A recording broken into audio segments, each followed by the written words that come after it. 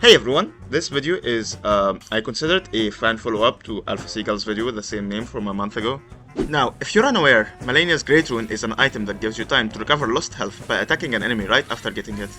It basically works the same way as the rally mechanic from Bloodborne. Players usually feel disincentivized to use it, because the amount of health you recover is usually not as much as you'd like it to be. The window you are given for health recovery only lasts 1.5 seconds, and being required to be aggressive while your health is low just to recover a small amount of health during that time is just too big of an ask for most people. In Seagull's video, he explores 3 options to make good use of this Greatrune, and in this video I want to explore 2 more. But first, let's quickly go over his findings. Now, 2 of the options he found are barely worth mentioning in my opinion. As he mentions in his video, the perfume damage is very low, and although it is a good option for healing, fights will last forever because of it. As he also mentions in his video, Leda's sword's weapon art is very slow and it might make you miss the window to heal. But I'd also argue that the damage it does is way too low for a build to be viable. The third option, which Seagull ultimately went with, is actually amazing. He uses the weapon art from the Claws of Night to recover health from a distance. The weapon art sends many blades at once, and each of them will recover some health on its own. This results in a lot of health being recovered if you spam the weapon art. Now let's go over the 2 new options I found, which I think are on par with this one. First, we have the Magma blade. You might only know of this as this very hard to farm weapon that spews magma all around you. The magma sticks to the ground, dealing some damage over time, but otherwise it doesn't seem all that special. But here's the kicker.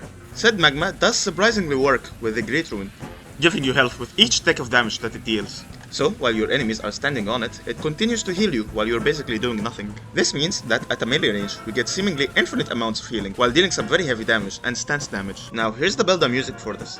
It has the same stats as my Desert Sorceress belt from the build series, with a focus on Faith as our main damage stat. The main difference is the armor we wear. Now, the Ball God set or the Verdigris set would be slightly better than this, but this channel is all about fashion, and so I'm going with the Fire Prelate set instead. For talismans, we're using the Dragon Crest Great Shield, the Shard of Alexander, the Talisman of the Dread, and the Blade of Mercy. We also have a dagger with Bloodhound Step for attacks that are more problematic. You know, some of them that require us to cover some distance. We're also using the Iron Jar Aromatic, and since we have a lot of faith, we're also casting Golden Vow. And for the physic, we're using the Opaline Heart tier and the Flame Shrouding Crack tier. So the way this will work is to use the Greatrune, drink your physic, buff with Golden Vow, take the Jar Aromatic, and you're good to go. Now let's test this against Radahn, the hardest boss in the game. This is done at New Game Plus with a schedule level of 20.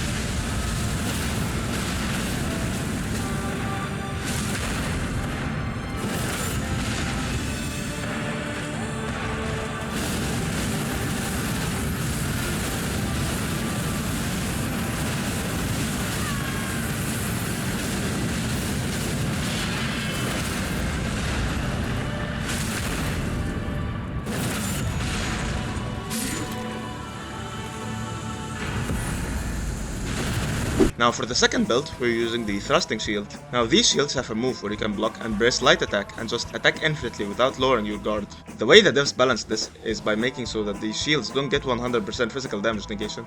So some damage goes through your shield every time you block an attack.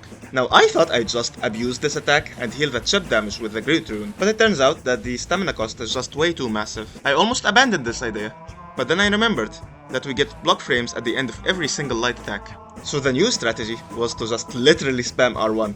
And it works. You'll end up blocking many enemy attacks and recovering the chip damage with the Greatrune.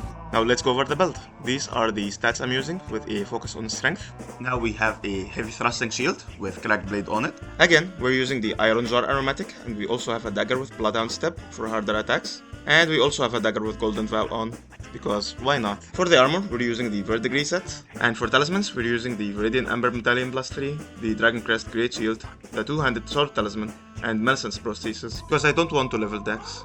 For the physic, we have the Opaline Heart tier and the Thorny Crack tier. I also like using the Pickled Turtleneck before a fight. Now let's try this against Radahn. But before we do, you should definitely leave a like and subscribe, damn it!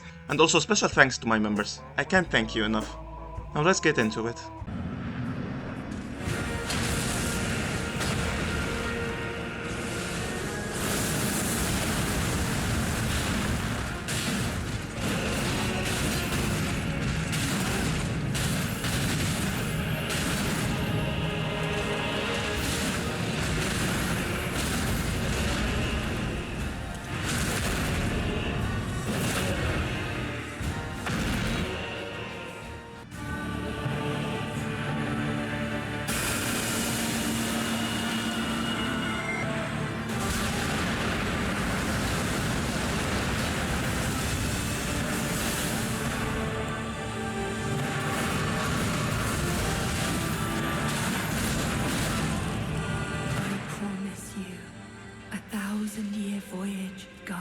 by compassion.